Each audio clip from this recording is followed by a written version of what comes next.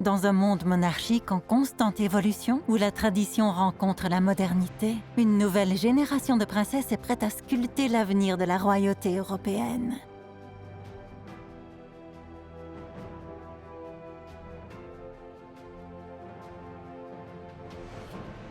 Explorons les responsabilités et les ambitions de 6 jeunes femmes extraordinaires, prêtes à devenir reines un jour.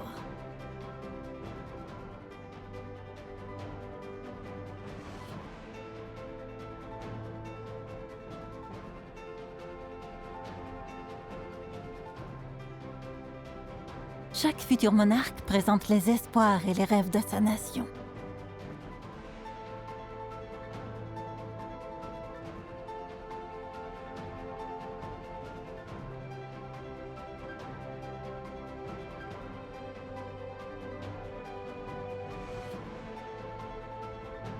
Rejoignez-nous pour découvrir leur histoire, leur enfance, les défis auxquels elles sont confrontées et l'héritage qu'elles vont recevoir.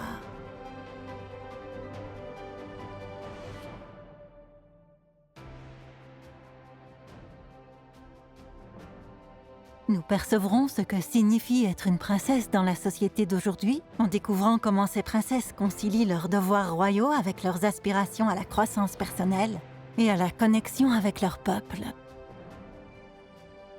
Elles sont l'avenir des monarchies européennes destinées à hériter de couronnes, de royaumes et d'héritages.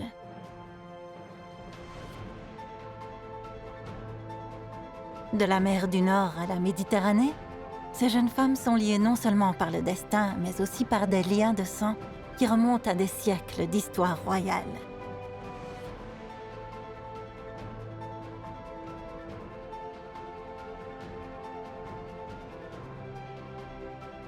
Dans le réseau complexe de la royauté européenne, des liens familiaux unissent les futures reines du continent. Comment sont-elles liées exactement? Les réponses se trouvent dans l'ascendance commune des dynasties royales européennes, avec 2 personnages clés, la reine Victoria du Royaume-Uni et le roi Christian IX du Danemark.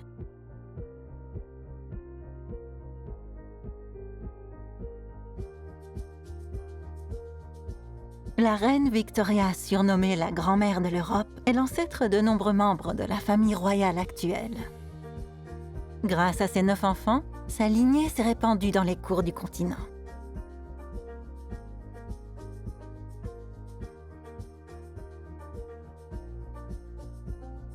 La princesse Amalia des Pays-Bas, la princesse Élisabeth de Belgique et la princesse héritière Victoria de Suède partagent tout un lien fascinant.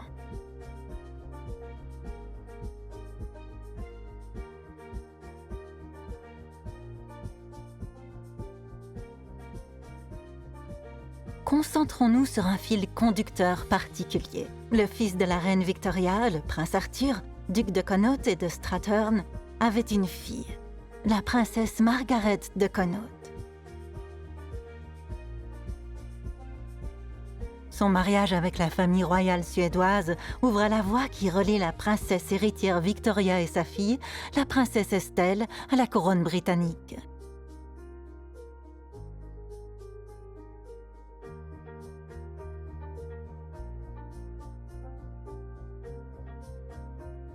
Au fil des générations, les familles royales néerlandaises, belges et suédoises ont entretenu des liens étroits.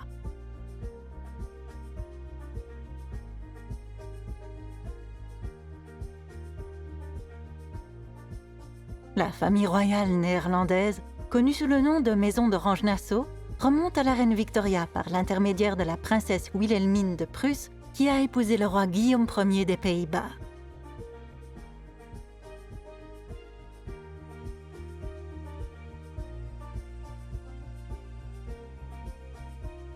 Princesse Élisabeth de Belgique est liée à la reine Victoria par l'intermédiaire de la princesse Marie d'Édimbourg, petite-fille de la reine Victoria.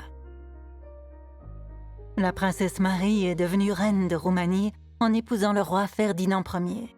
Leurs descendants se sont mariés avec diverses familles royales, dont les monarchies belges et luxembourgeoises, ce qui permet à la princesse Élisabeth de remonter jusqu'à la reine Victoria.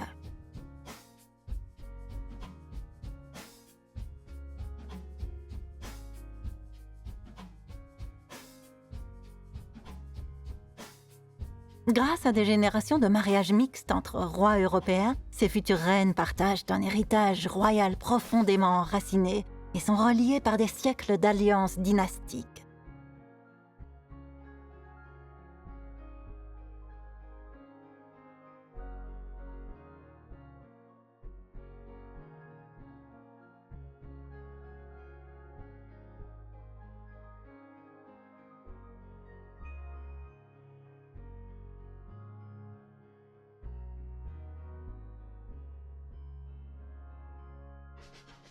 Mais il y a une autre grande figure de l'histoire royale européenne qui relie également ces jeunes femmes, le roi Christian IX de Danemark, surnommé le beau-père de l'Europe.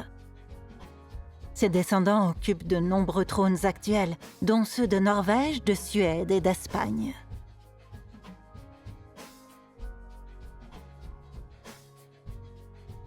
Grâce à la lignée de Christian IX, la princesse Ingrid Alexandra de Norvège, la princesse héritière Victoria, la princesse Estelle et la princesse Léonore d'Espagne partagent toutes un héritage royal.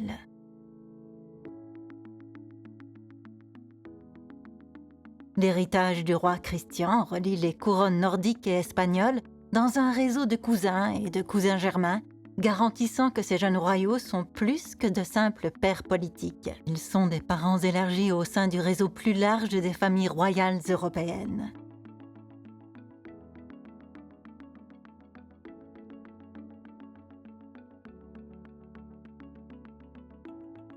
Bien que les liens de la princesse Léonore avec les princesses Amalia et Élisabeth soient plus indirects, elles partagent une même lignée au sein du réseau royal européen.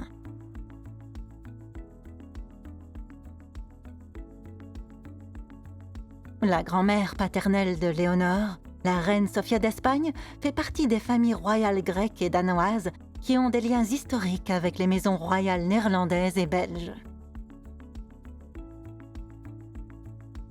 En Scandinavie, les liens entre les familles royales norvégiennes et suédoises sont tout aussi forts. Le père de la princesse héritière Victoria, le roi Charles VI Gustave de Suède, et le grand-père de la princesse Ingrid Alexandra, le roi Harald V de Norvège, sont des cousins germains.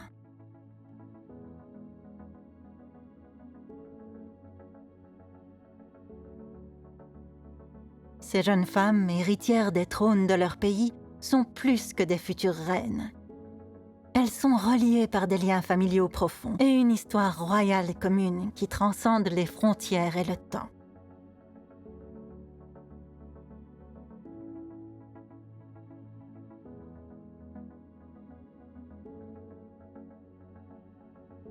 Née le 14 juillet 1977, la princesse héritière Victoria de Suède a grandi au cœur de Stockholm, entourée de l'histoire et des traditions de la monarchie suédoise.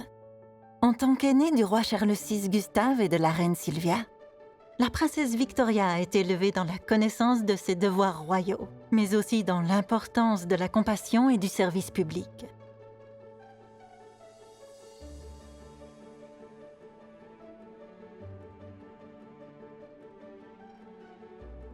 Lorsqu'elle montera sur le trône comme prévu, elle deviendra la 4e reine régnante de Suède, sur les traces des monarques historiques Margaret, Christina et Ulrika Eleonora, et la première depuis 1720.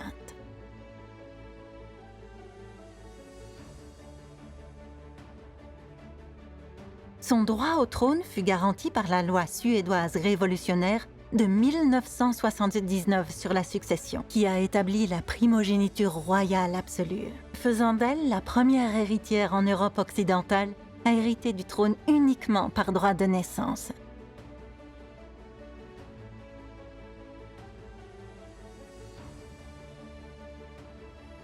Cette loi révolutionnaire a tout changé. Pour la première fois, le trône est transmis non pas au fils aîné, mais à l'enfant aîné du monarque, quel que soit son sexe.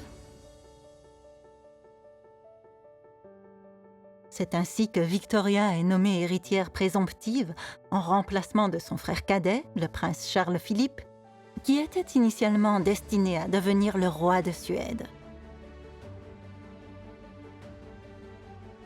Cette loi est entrée dans l'histoire, faisant de la Suède la première monarchie à adopter une véritable égalité des sexes, inspirant d'autres pays d'Europe à suivre son exemple.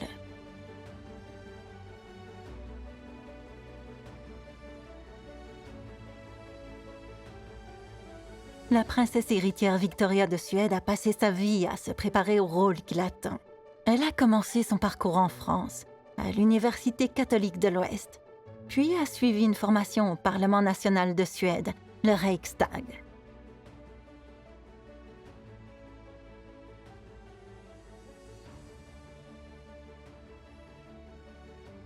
Elle a ensuite traversé l'Atlantique pour étudier à l'Université de Yale, s'immergeant dans de nouvelles perspectives et cultures, avant de revenir à l'Université d'Uppsala, où elle a obtenu son diplôme.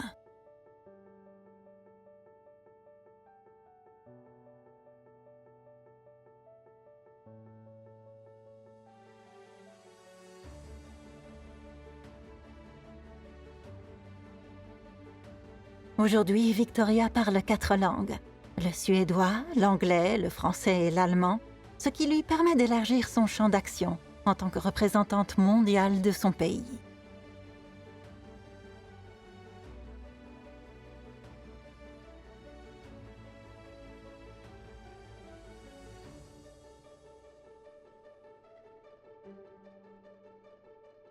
En août 2024, Victoria entama une formation d'officier à l'Université de défense suédoise, dans le cadre d'un programme qui lui permettra d'acquérir des connaissances en matière de stratégie militaire et commandement.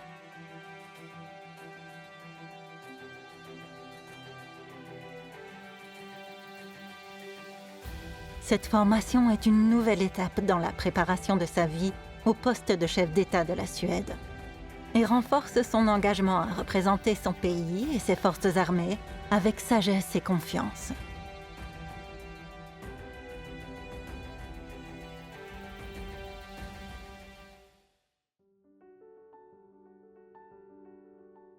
Tout au long de sa vie, la princesse héritière Victoria s'est consacrée à diverses causes caritatives axées sur la santé, l'éducation et l'environnement.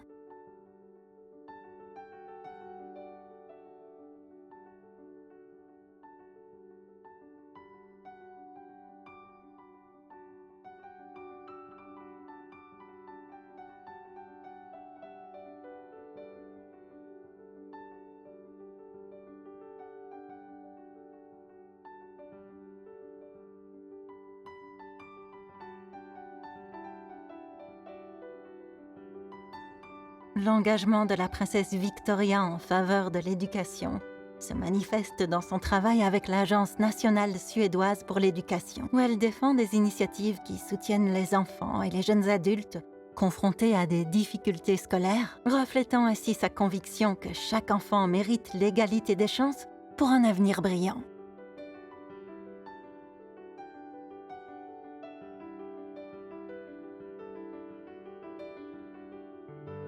Le fonds de la princesse héritière Victoria est un symbole sincère de l'esprit communautaire, nourri par des dons publics généreux et soutenu par des partenariats solides. Et chaque année, l'Association des boulangers et pâtissiers suédois organise la bien-aimée Semaine des gâteaux de la princesse. À cette occasion, une partie des ventes de pâtisseries est reversée au fonds, une tradition délicieuse dont l'impact est réellement significatif. Le 12 mars, jour de la Sainte Victoria, ces efforts collectifs lui sont présentés, reflétant le dévouement des communautés suédoises à l'enrichissement de la vie des enfants et des jeunes dans tout le pays. Grâce à ce fonds, la princesse héritière Victoria se trouve au cœur d'un mouvement qui favorise l'espoir et les opportunités pour les générations futures.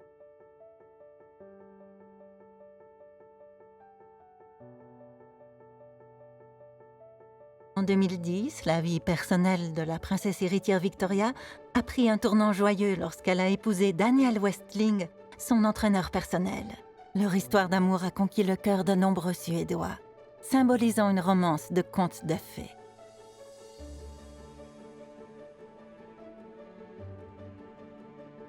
En vertu de la loi suédoise sur la succession, le gouvernement doit donner son accord définitif à un mariage dynastique impliquant un prince ou une princesse, sous peine de perdre son droit au trône.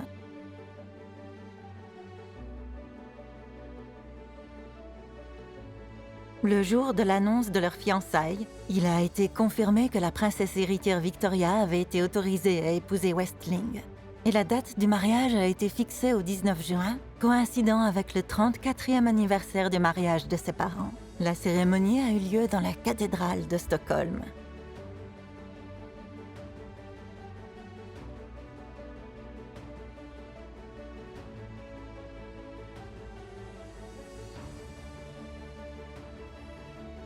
En tant que mère, Victoria se réjouit d'élever ses 2 enfants, la princesse Estelle et le prince Oscar.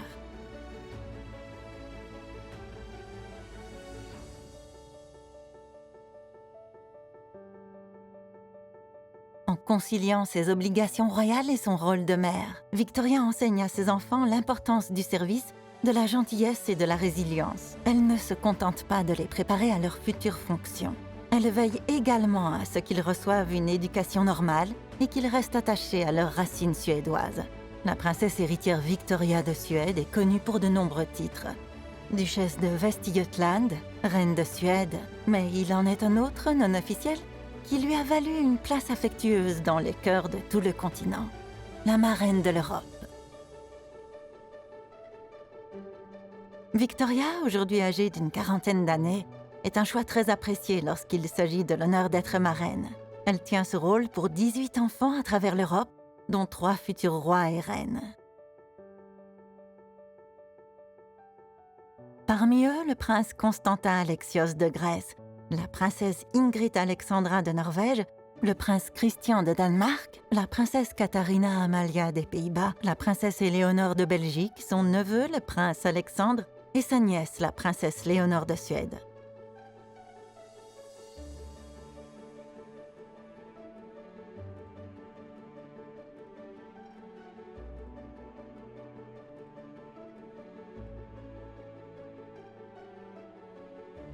Dans tous les coins d'Europe, ces jeunes têtes couronnées grandiront en sachant qu'elles bénéficient du soutien indéfectible de l'une des futures reines les plus dévouées d'Europe.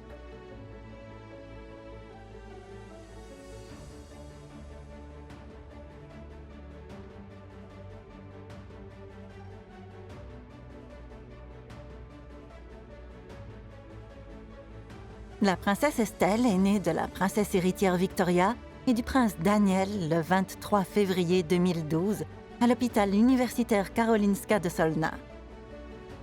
Son arrivée a été célébrée par 2 salves de 21 coups de canon sur le Skeppsholmen en face du Palais royal de Stockholm. Au printemps 2012, le palais de Stockholm a été le théâtre d'un événement marquant. La jeune Estelle de Suède a été baptisée dans la chapelle royale. Estelle est un symbole de changement, une pionnière pour l'avenir. 2e dans l'ordre de succession au trône de Suède, elle est la première femme de l'histoire du pays à hériter de la couronne sans condition, née d'une future reine. Sa naissance a été plus qu'un événement personnel. Elle a marqué un nouveau chapitre, promettant un avenir où des jeunes femmes comme elle régneront de plein droit. En mai 2014, la princesse Estelle de Suède a fait ses premiers pas dans l'éducation en rejoignant une école maternelle à la périphérie de Stockholm.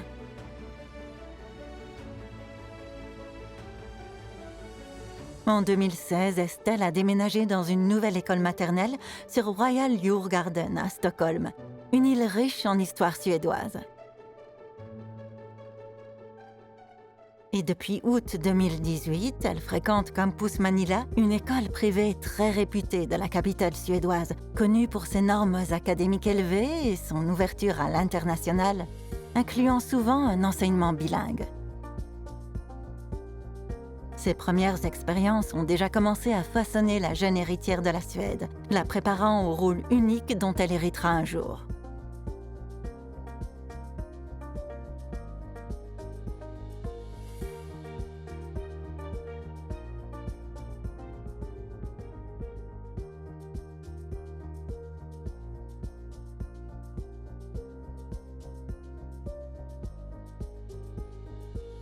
Née le 21 janvier 2004, la princesse Ingrid Alexandra est l'aînée des enfants du prince héritier Haakon et de la prince héritière Mette-Marit et la future reine de Norvège.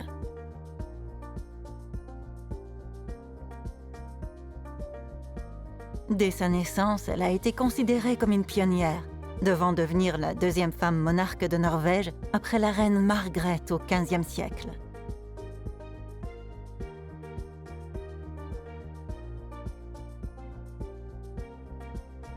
Son arrivée a marqué le début d'une nouvelle ère pour la monarchie norvégienne, puisqu'elle est devenue la première femme héritière depuis que la loi sur la succession a été modifiée en 1990, permettant à l'enfant le plus âgé, quel que soit son sexe, d'hériter du trône. En avril 2004, la princesse Ingrid Alexandra a été baptisée dans la chapelle du Palais royal d'Oslo. Son grand-père, Sa Majesté le roi Harald V, a eu l'honneur de la présenter au baptême, marquant ainsi ce moment important de sa vie. Entourée de sa famille et de ses parrains, dont Victoria, princesse héritière de Suède, cette cérémonie a mis en évidence les liens d'Ingrid Alexandra avec les maisons royales de toute l'Europe, reflétant ainsi les liens étroits qui unissent la Norvège à d'autres monarchies. Malgré son jeune âge, la princesse Ingrid Alexandra démontra déjà les qualités d'une future dirigeante. Elle s'est montrée très intéressée par la protection de l'environnement et le changement climatique qui ont fait l'objet de son premier engagement officiel. En 2009, aux côtés de la princesse héritière Mette-Marit, Ingrid Alexandra a accueilli plus d'1 millier de jeunes agents environnementaux sur la place du Palais, à l'occasion de la Journée mondiale de l'environnement, montrant très tôt sa volonté de se sensibiliser aux questions environnementales.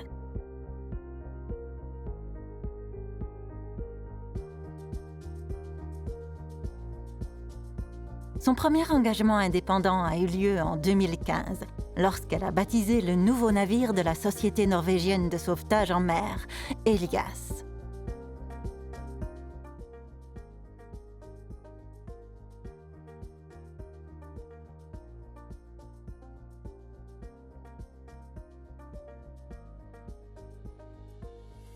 L'année suivante, elle a allumé la flamme devant 13 000 personnes lors de la cérémonie d'ouverture des Jeux olympiques de la jeunesse à Lillehammer, s'imposant ainsi comme une jeune reine inspirante.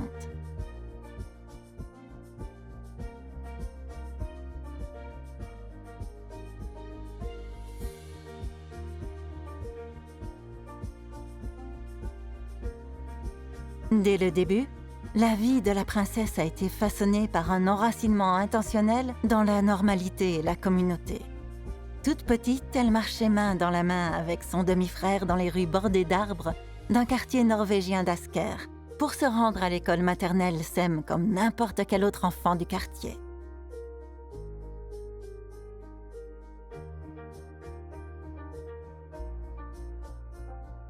En 2014, la princesse Ingrid Alexandra s'est retrouvée à l'école internationale d'Oslo, où le son de nouveaux mots et de nouvelles phrases en anglais lui a ouvert les portes d'un monde plus vaste.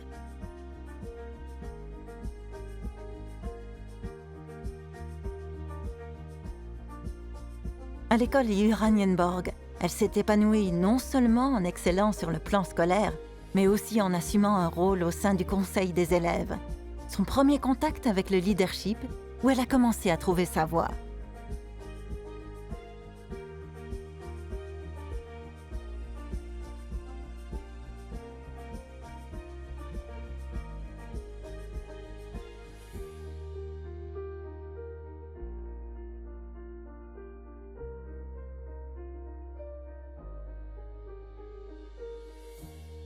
En 2024, elle a commencé son service militaire obligatoire dans le bataillon du génie norvégien de la Brigade Nord, où elle suit une formation de base rigoureuse.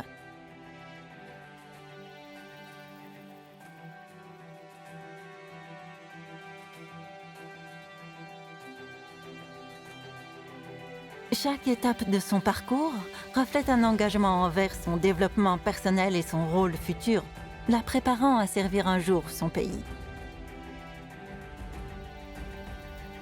Korpset og jentekoret var så fint, og dere var utrolig flinke. Det var virkelig magisk å høre på Delara og Ina Svenningdal nede i 3. étage. En novembre 2018, la princesse a baptisé le navire de recherche Kronprins Haakon, nommé d'après son père, dans son port d'attache de Tromsø. Au cours de la cérémonie, elle a exprimé sa passion pour les océans et le changement climatique, soulignant l'importance de la mission du navire qui consiste à rassembler des connaissances cruciales sur les régions polaires et les défis environnementaux.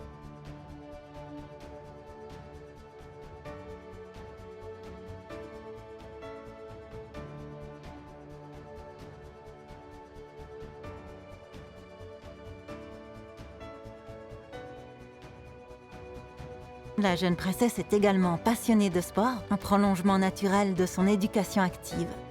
En 2020, elle a remporté sa première médaille d'or au championnat norvégien de surf, prouvant ainsi sa détermination et son esprit de compétition.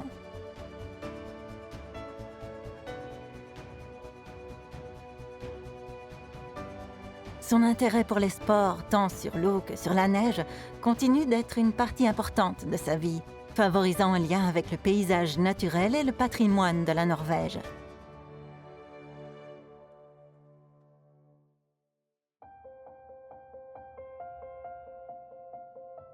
À l'approche de l'âge adulte, la princesse Ingrid Alexandra s'est attelée à une série de tâches royales importantes.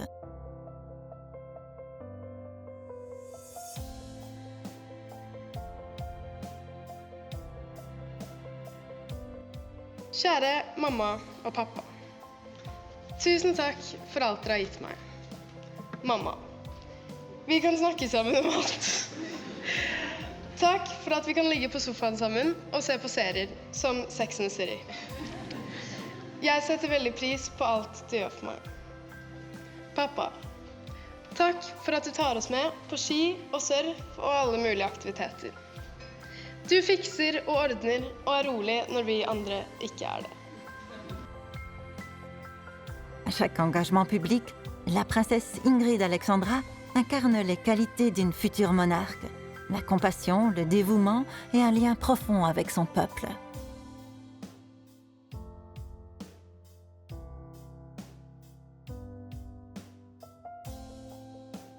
Alors qu'elle entre dans l'âge adulte, son voyage ne fait que commencer et la Norvège attend avec impatience le leadership d'une reine qui fera le lien entre la tradition et une vision brillante et moderne de l'avenir.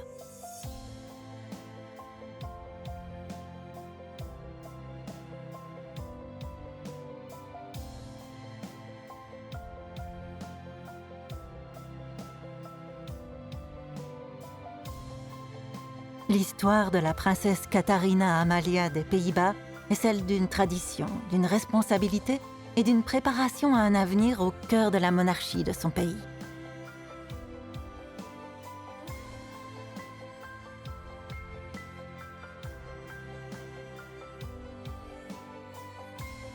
Née le 7 décembre 2003 à La Haye, Katharina Amelia Beatrix Carmen Victoria est le premier enfant du roi Willem Alexander et de la reine Maxima, ouvrant ainsi un nouveau chapitre de l'histoire de la famille royale.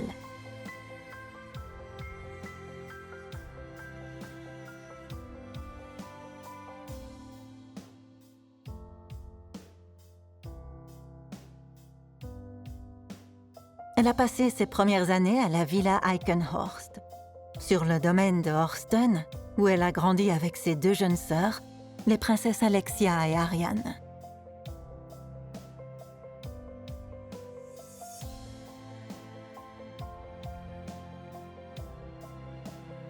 Les yeux d'une nation ne se sont jamais éloignés, tandis que la princesse grandissait sous le poids de son futur rôle. En 2019, la famille a entamé un nouveau chapitre, troquant le confort pastoral du domaine pour la grandeur du palais royal de La Haye. Plus qu'un changement d'adresse, ce déménagement a marqué la prochaine étape dans l'évolution d'un héritage royal.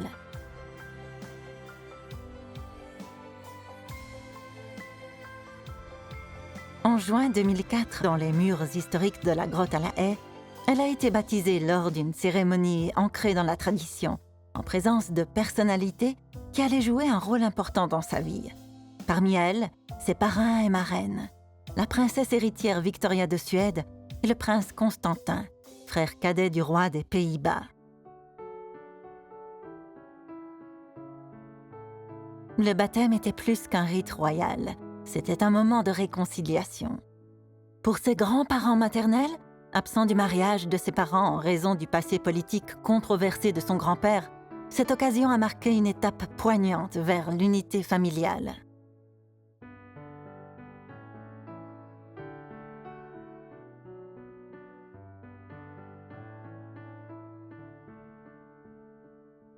Fille aînée du roi Willem Alexander, elle a pris le titre de princesse d'Orange en avril 2013, à la suite de l'accession au trône de son père.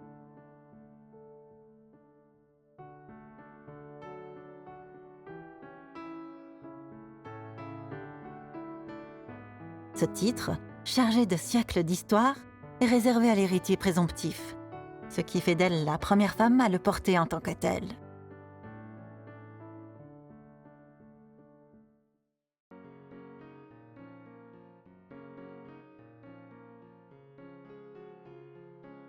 Les années de formation de la princesse héritière Katharina Amelia n'ont pas seulement été consacrées à la maîtrise de ses études, elles ont reflété un engagement profond à s'intéresser au monde qui l'entoure.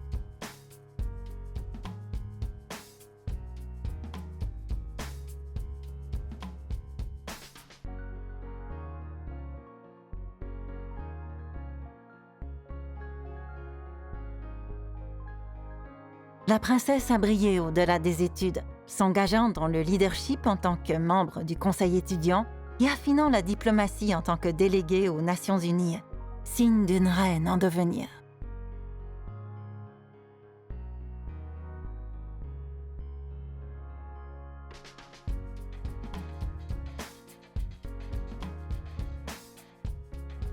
C'était un aperçu de la dirigeante réfléchie et proactive qu'elle était destinée à devenir.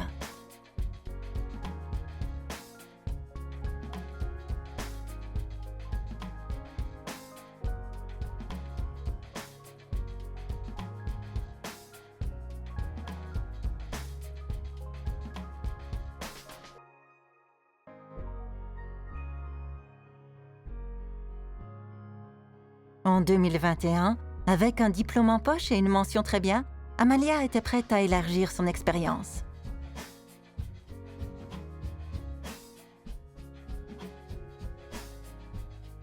Pendant son année sabbatique, elle a travaillé avec le Fonds Orange et s'est consacrée au bénévolat, faisant preuve d'un sens profond de la responsabilité sociale et d'un engagement envers la communauté néerlandaise.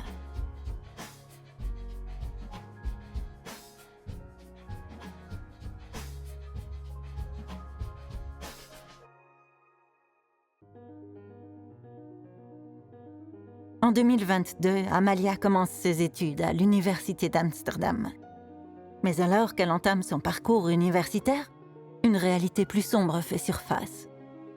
Amalia a dû faire face à des menaces de sécurité qui ont bouleversé son monde. Ces menaces, dont on pense qu'elles proviennent d'organisations criminelles, l'ont obligée à quitter son appartement d'étudiante à Amsterdam et à se réfugier au Palais Royal de La Haye. Dans une interview, la reine Maxima a fait part de ses inquiétudes quant à l'impact de ces menaces sur la vie de sa fille.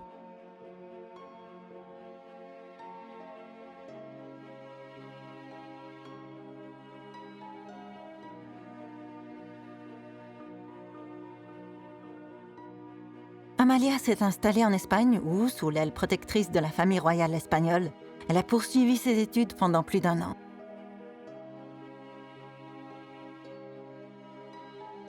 Sa situation reflète une évolution inquiétante aux Pays-Bas, où le crime organisé remet de plus en plus en cause les symboles nationaux. Le Premier ministre Mark Rutte a lui aussi reçu des menaces de mort et a dû accepter un renforcement de la sécurité.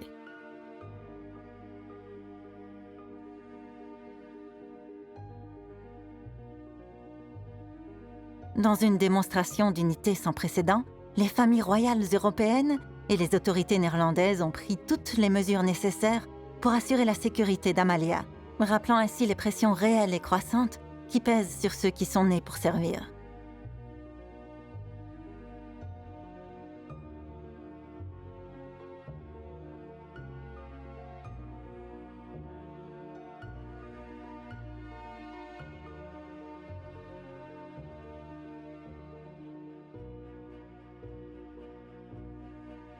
L'année 2023 marque un nouveau départ pour la princesse néerlandaise, une année où son rôle public commence véritablement à s'épanouir.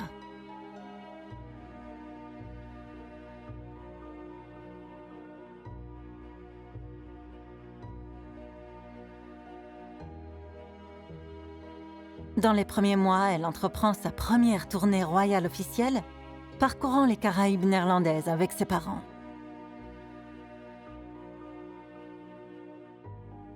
Cette expérience l'a mise en contact avec les régions les plus éloignées de son royaume, lui permettant de constater la diversité et la profondeur de la culture et de l'histoire des Caraïbes néerlandaises.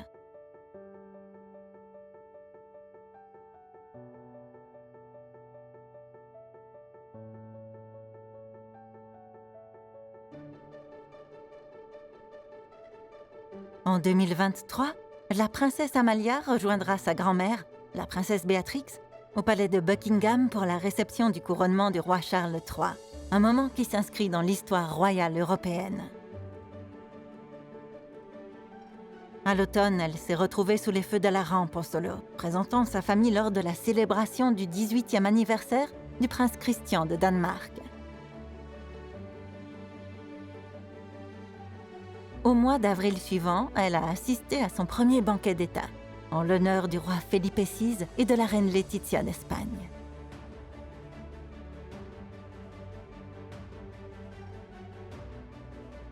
Ces étapes ont marqué son émergence en tant que membre de la famille royale, forgeant des liens à travers l'Europe et embrassant son futur rôle sur la scène mondiale.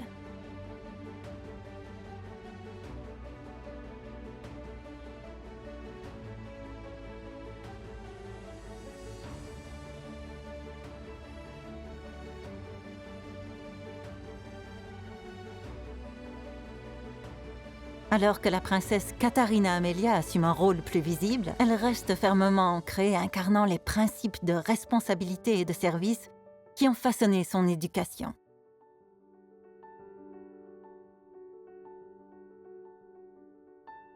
À 18 ans, elle a choisi de différer son allocation d'État, y compris ses revenus personnels et plus d'1 million d'euros de dépenses, soulignant ainsi son sens du devoir et son engagement dans le service public.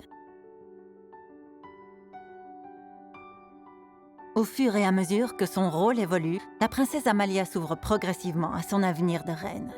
En mai 2024, elle a annoncé son intention de commencer à utiliser son allocation officielle en 2025, indiquant ainsi qu'elle était prête à assumer de plus grandes responsabilités.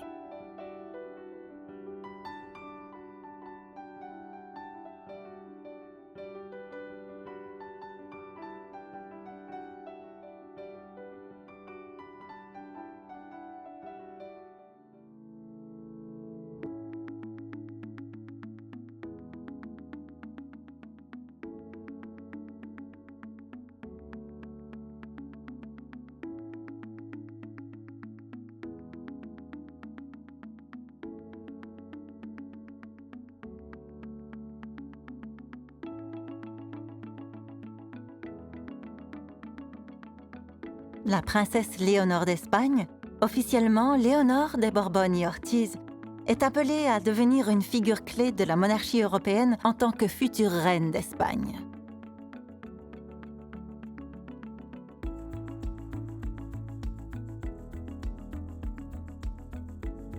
Née le 31 octobre 2005 à Madrid, elle est la fille aînée du roi Felipe VI et de la reine Laetitia.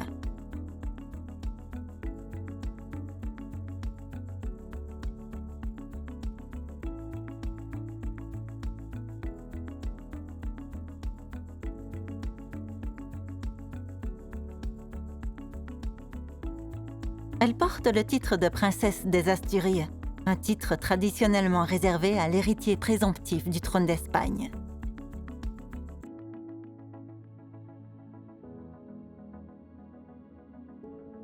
La vie de Léonore est imprégnée de traditions royales, puisqu'elle appartient à la maison de Bourbon, l'une des plus anciennes familles royales d'Europe.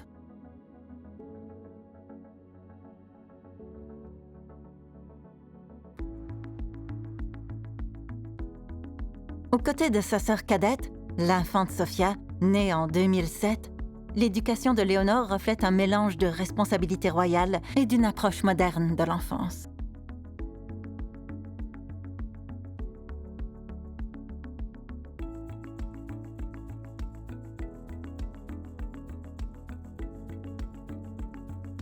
La princesse Léonore d'Espagne a commencé ses études à Santa María de los Rosales, une prestigieuse école privée de Madrid où son père, le roi Felipe, a également étudié.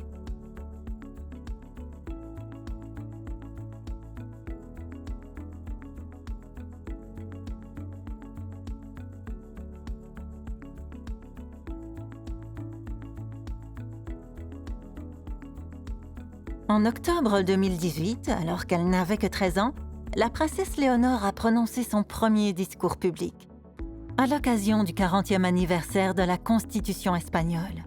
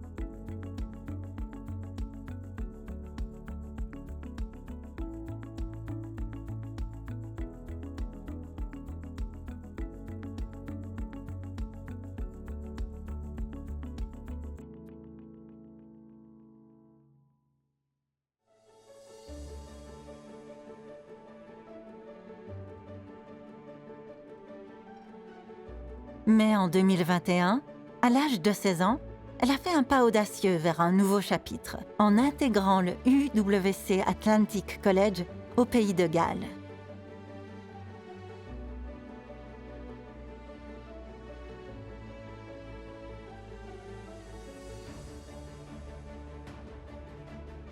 C'est là qu'elle s'est engagée dans le baccalauréat international, une expérience qui lui a ouvert les yeux sur le monde, façonnant sa perspective globale et la préparant aux diverses responsabilités que lui conférerait son futur rôle de reine.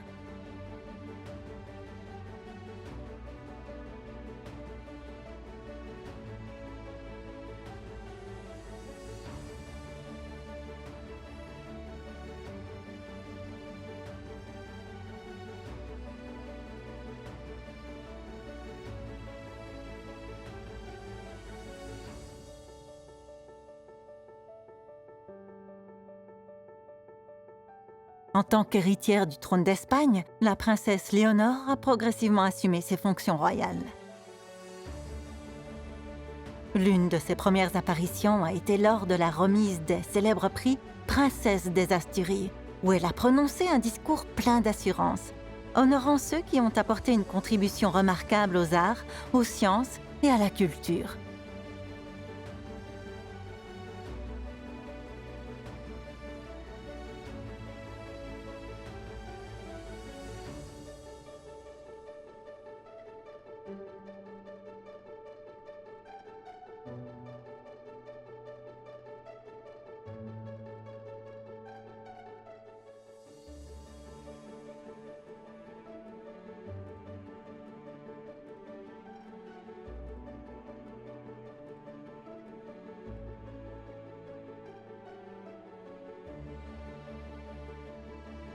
Année après année, la princesse Léonore a continué à se mettre en avant, participant à des événements majeurs aux côtés de ses parents, le roi Felipe VI et la reine Laetitia, chaque apparition reflétant sa volonté d'embrasser l'avenir de la monarchie espagnole.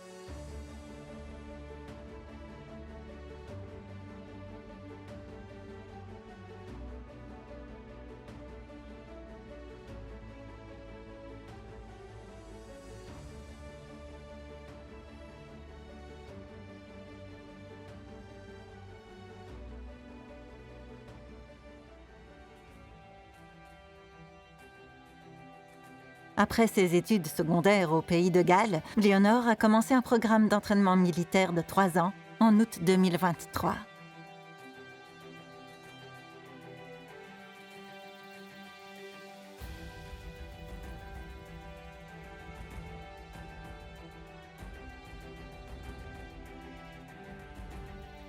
Elle pourra ainsi servir dans l'armée de terre, la marine et l'armée de l'air, ce qui lui permettra d'acquérir des compétences en matière de leadership et de comprendre les forces armées espagnoles.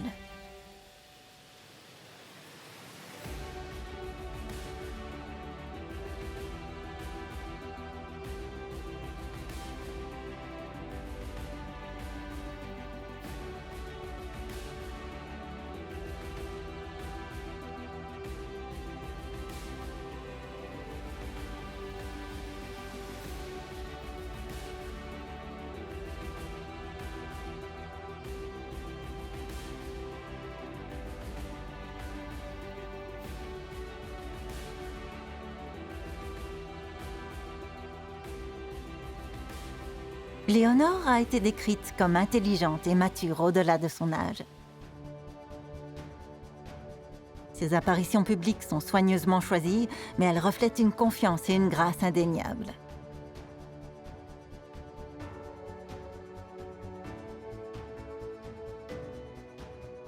Comme son père, elle représente une figure moderne et unificatrice pour l'Espagne, ce qui est de plus en plus important dans une nation qui a été confrontée à des défis politiques, y compris des appels au nationalisme.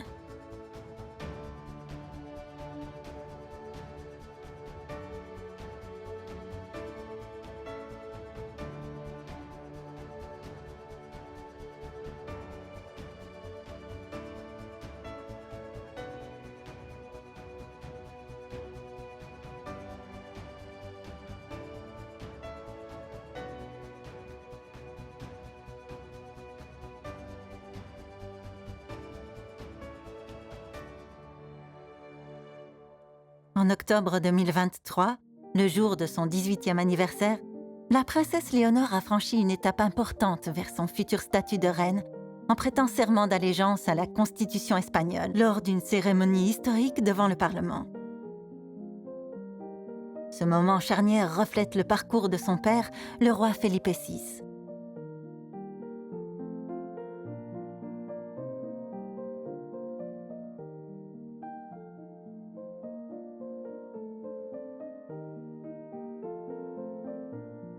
Comme le veut la coutume, Sa Majesté le Roi a remis à la princesse le collier de l'Ordre royal et distingué d'Espagne de Charles III, symbole sincère de sa maturité.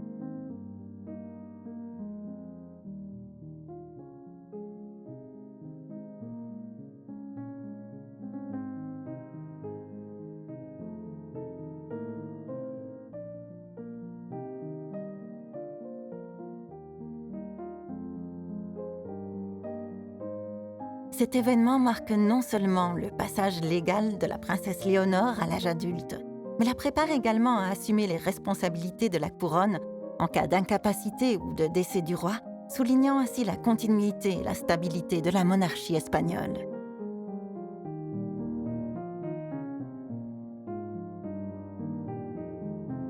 L'image de la princesse Léonore est un mélange harmonieux de tradition et de modernité.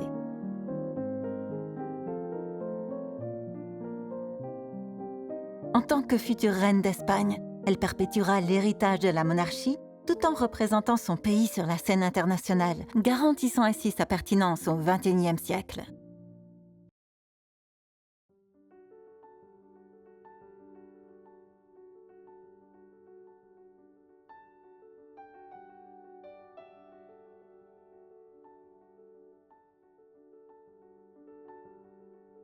Née le 25 octobre 2001, la princesse Élisabeth de Belgique est le premier enfant du roi Philippe et de la reine Mathilde.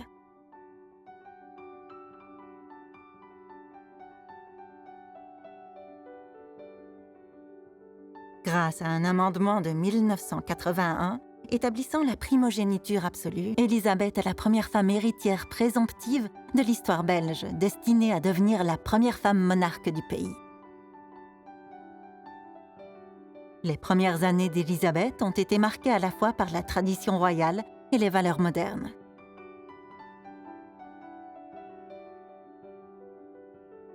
Sa première apparition publique a eu lieu en 2006, lorsqu'elle a accompagné ses parents lors du Te Deum de la fête nationale à la cathédrale Saint-Michel et Sainte-Gudule de Bruxelles. Un an plus tard, elle se fait remarquer sur la scène internationale en donnant son nom à la station de recherche antarctique belge Princesse Elisabeth, symbolisant ainsi son engagement précoce pour les causes scientifiques et humanitaires. Dès son plus jeune âge, Elisabeth a reçu une éducation complète qui l'a préparée à son futur rôle. Elle a commencé ses études au collège néerlandophone Saint-Jean Berkmans à Bruxelles, s'écartant ainsi de la tradition royale en recevant d'abord une éducation en néerlandais.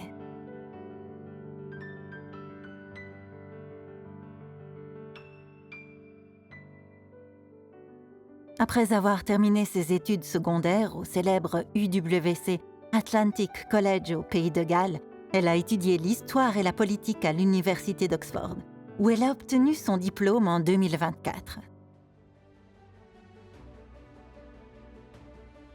Elle a ensuite poursuivi sa passion pour la politique publique en obtenant un master à la Harvard Kennedy School.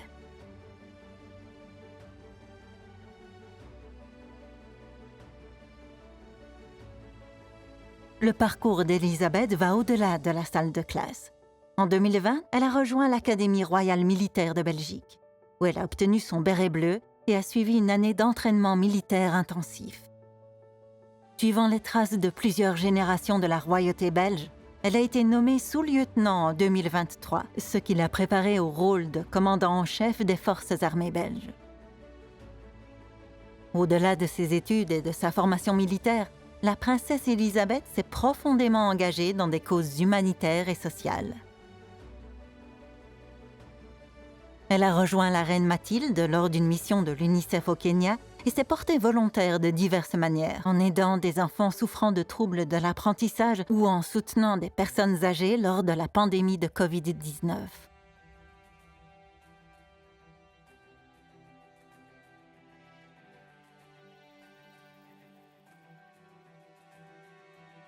Alors qu'elle fait son entrée sur la scène internationale, Elisabeth représente un mélange de tradition et de progrès. Parlant couramment le néerlandais, le français, l'allemand et l'anglais, elle est prête à diriger la Belgique sur la scène mondiale.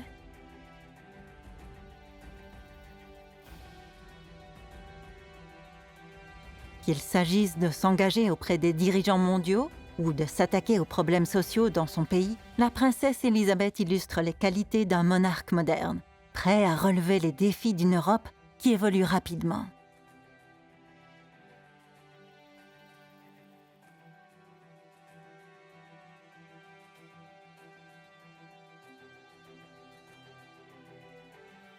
Pourtant, derrière le titre royal, Elisabeth est aussi une jeune femme avec des passions et des intérêts. Elle pratique l'aviron, le ski et la voile. Elle accorde une grande importance à ses amitiés et trouve du réconfort dans la nature et la musique.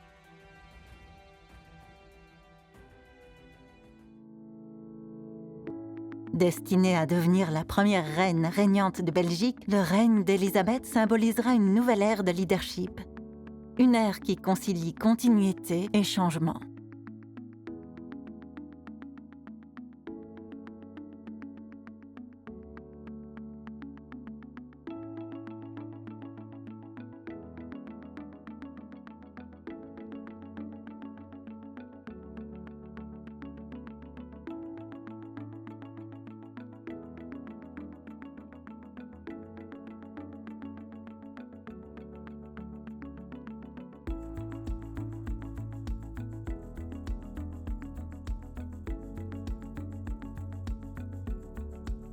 Nées dans des rôles uniques, elles ne se contentent pas de porter l'histoire de leur nation.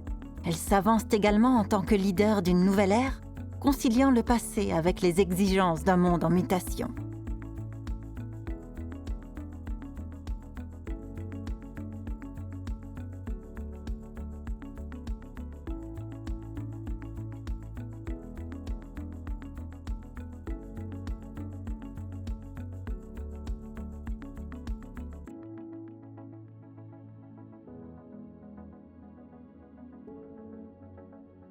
Que ce soit en défendant l'égalité des sexes, en s'engageant dans l'action climatique ou en favorisant un lien plus profond avec leur peuple, ces futures reines tracent leur propre voie, redéfinissant le leadership avec compassion et détermination.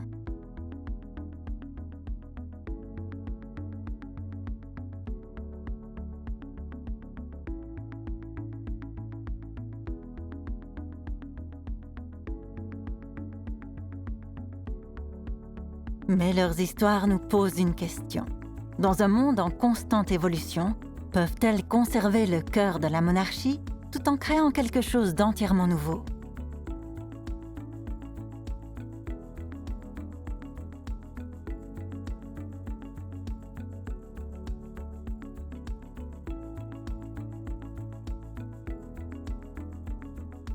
La réponse réside peut-être dans le lien qu'elles créent avec leur peuple. Un lien qui redéfinit ce que signifie réellement porter la couronne.